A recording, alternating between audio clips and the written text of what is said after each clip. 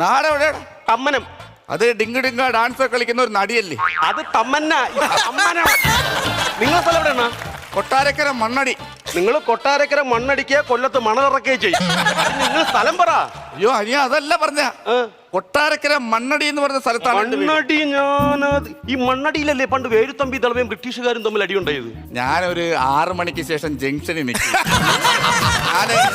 പ്രശ്നം ഉണ്ടെങ്കിൽ ഞാൻ ഈ നമ്മളിപ്പോ ഓരോ പ്രശ്നങ്ങളിൽ ചെന്ന് ഈ പിടിച്ചു മാറ്റാൻ നിന്നാലും വിഷയങ്ങളാണ്.